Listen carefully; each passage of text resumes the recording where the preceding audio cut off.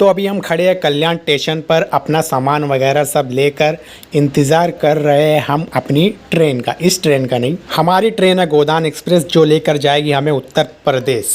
और ये सभी उसी ट्रेन का इंतज़ार कर रहे हैं और ज़िंदगी में पहली बार हम जाने वाले हैं जनरल बोगी में, जिसे नॉर्मल ज़बान में लोग कहते हैं चालू डब्बा।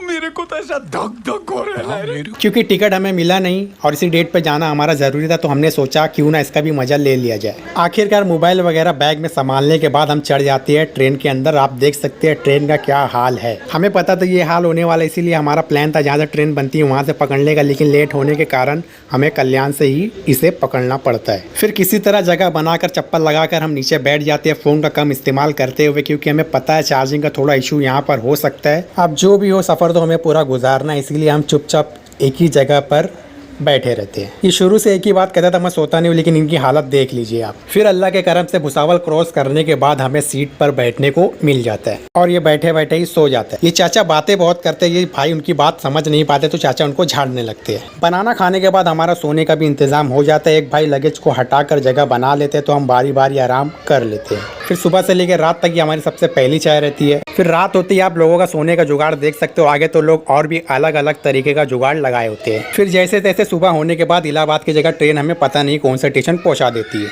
उसके बाद 10 बजे के करीब हम पहुंचते हैं फूलपुर, जहां पे हमें मिलने के लिए आते हैं हमारे मित्र, जो लेकर आते हैं हमारे लिए समोसे। उसके बाद हम खड़े होते हैं गेट के पास। उसके मज़े लेने के बाद हम पीते हैं वहीं पे खड़े खड़े चाय, और हमें दिखते हैं वहाँ पे मसालेदार मटर।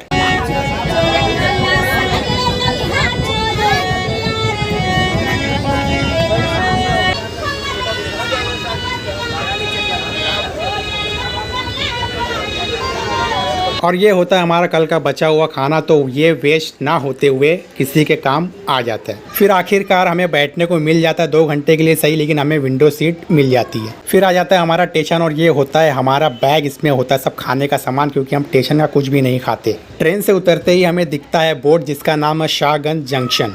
फिर हम चलते हैं 5 मिनट की दूरी पे अपना सामान वगैरह लेके, क्योंकि ये भाई आते नहीं है पार्किंग का 10 रुपया बचाने के लिए। फिर जो हमें लेने के लिए आए रहते हैं वो चले जाते हैं कहीं और काम से। फिर हम फाटक पे इंतज़ार करते हैं और वो भाई ये है। फिर हम जाने लगते हैं घर की तरफ और गाड़ी चलाते हैं ये भाई, जिनका गांव पहुंचते ही लहजा बदल जाता है। फिर एक चौराहे पे रुक कर हम खाते हैं छोले समोसे और पीते हैं कुल्हड़ की चाय और ले लेते हैं हम घर के लिए कुछ सामान।